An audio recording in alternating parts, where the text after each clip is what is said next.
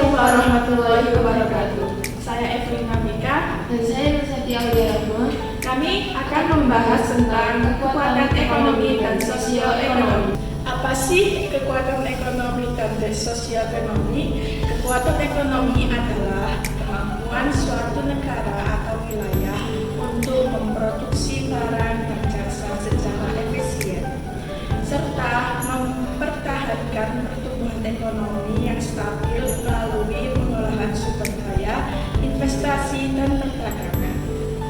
Kekuatan sosioekonomi adalah kondisi sosial dan ekonomi suatu masyarakat yang memengaruhi kesejahteraan individu dan kelompok, termasuk tingkat pendidikan, pendapatan, akses kesehatan, dan mobilitas sosial. Hubungan antara sosial-ekonomi dan ekonomi dan sosial-ekonomi memiliki hubungan erat dalam bisnis internasional. Faktor sosial-ekonomi seperti budaya, pendidikan, dan struktur sosial mempengaruhi operasional bisnis. Bisnis internasional dapat berdampak pada kondisi sosial-ekonomi suatu negara, baik positif maupun negatif. Pemerintahan memiliki peran penting dalam mengatur bisnis internasional untuk memastikan kegiatan ekonomi tidak merugikan masyarakat. Analisis ekonomi membantu perusahaan memahami kondisi sosial dan ekonomi suatu negara untuk mengembangkan strategi yang efektif dan berkelanjutan. Faktor yang mempengaruhi ekonomi bisnis internasional. Faktor ekonomi, pendapatan nasional. Tingkat pendapatan nasional suatu negara dapat mengaruhi kekuatan ekonomi dan pemerintahan pasar. Inflasi, tingkat inflasi dapat mengaruhi stabilitas ekonomi dan nilai mata uang. Nilai mata uang, fluktuasi nilai mata uang dapat mempengaruhi biaya produksi dan harga jual produk. Investasi yang dapat mengaruhi pertumbuhan ekonomi dan meningkatkan kapasitas produksi. Perdagangan internasional dapat mempengaruhi kekuatan ekonomi suatu negara melalui dapat mempengaruhi kegiatan ekonomi sosial suatu negara. Faktor-faktor yang mempengaruhi sosial ekonomi bisnis internasional. Yang pertama, demografi. Struktur demografi suatu negara dapat mempengaruhi permintaan pasar dan tenaga kerja. Yang kedua, pendidikan. Tingkat pendidikan masyarakat dapat mempengaruhi kualitas tenaga kerja dan kemampuan berinovasi. Yang ketiga, struktur sosial.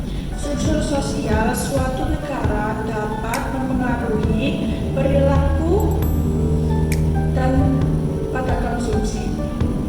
Budaya suatu negara dapat mempengaruhi preferensi konsumen dan strategi pemasaran.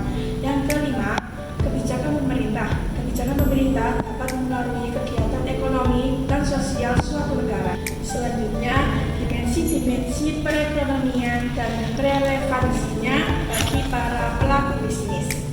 Supaya suatu area dapat menjadi yang potensial, maka area tersebut harus mempunyai cukup orang yang mampu membeli produk-produk dari suatu perusahaan. Data sosioekonomi memberikan informasi mengenai jumlah penduduk. Dimensi ekonomi menceritakan apakah penduduk tersebut memiliki daya baik. Selanjutnya, dimensi ekonomi. Di antara dimensi ekonomi yang paling penting adalah pendapatan nasional bruto, distribusi pendapatan, pengeluaran konsumsi individu, biaya tenaga kerja per unit. Menjelaskan lebih lanjut. Yang pertama, pendapatan nasional bruto. Pendapatan nasional bruto, gross national income (GNI), merupakan penjumlahan dari seluruh barang jasa final yang dihasilkan dan produk domestik bruto. merupakan nilai-nilai yang digunakan untuk mengukur besarnya ukuran dari suatu perekonomian. Yang kedua, distribusi pendapatan. Distribusi pendapatan mengukur bagaimana pendapatan suatu negara dibagi di antara penduduknya. Data ini dikumpulkan oleh Bank Dunia dan diterbitkan setiap tahun dalam World. Meskipun ada tantangan dalam mengkajinya, informasi ini tetap berguna bagi pelaku bisnis. Umumnya, negara yang lebih kaya memiliki distribusi pendapatan yang lebih merata, meskipun terdapat perbedaan antara negara maju dan berkembang. Selain itu, perubahan distribusi pendapatan berlangsung sangat lambat sehingga data lama tetap relevan. Yang ketiga, konsumsi perorangan.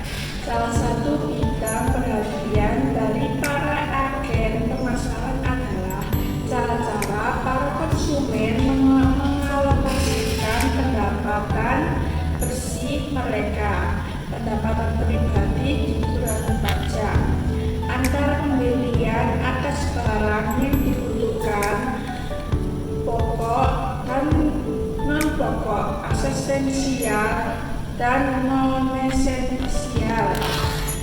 Para produsen dari alat rumah tangga tahan lama misalnya ingin mengetahui jumlah yang dibelanjakan dalam kategori ini, sementara para produsen barang-barang yang merupakan kebutuhan non-kelompok akan berminat terhadap besarnya. Yang keempat, biaya tenaga kerja per unit. Salah satu faktor penentu peluang investasi menguntungkan adalah biaya tenaga kerja per unit yang rendah. Negara dengan kenaikan biaya tenaga kerja yang lambat menarik perhatian karena dampak menekan biaya produksi dan berpotensial menjadi pesaing baru.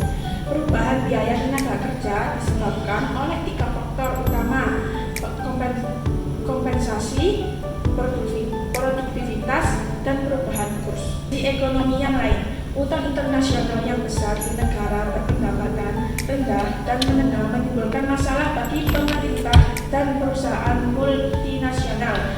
Kurangnya devisa membatasi impor bahan baku, memaksa industri lokal memproduksi sendiri atau memperhatikan produksi.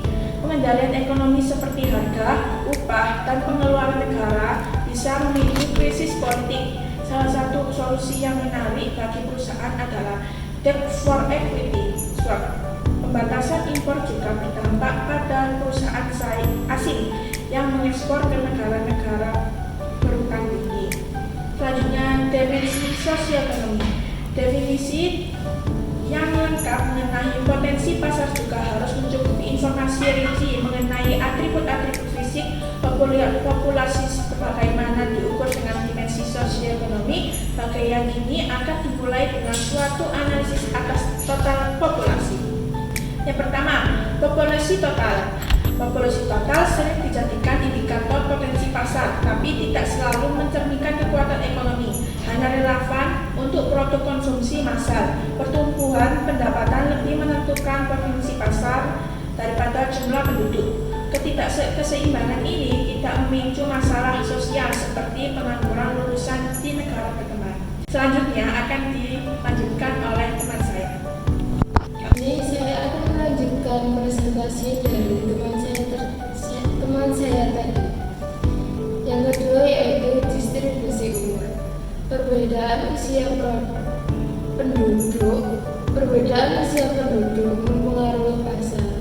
Negara maju cenderung butuh layanan lansia, sementara negara berkembang menjadi pasar potensial karena populasi muda.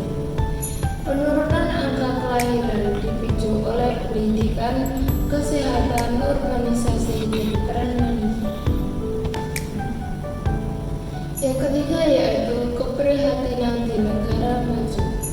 Pada tahun 2022, Jepang menghadapi krisis karena jumlah lansia 2 kali lipat dari anak-anak. Biaya pensiun dan kesehatan membebani dana negara. Solusinya yaitu menaikkan pajak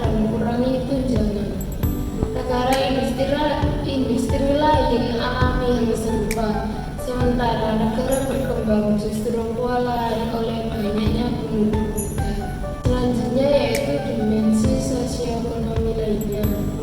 Perubahan dimensi sosioekonomi seperti meningkatnya jumlah wanita bekerja dan angka perceraian mempengaruhi strategi pemasaran dan manajemen personalia. Hal ini berdampak pada peningkatan pasar, perubahan kebutuhan konsumen, penyesuaian bauran promosi, serta kebijakan ketenagakerjaan dan fasilitas kerja.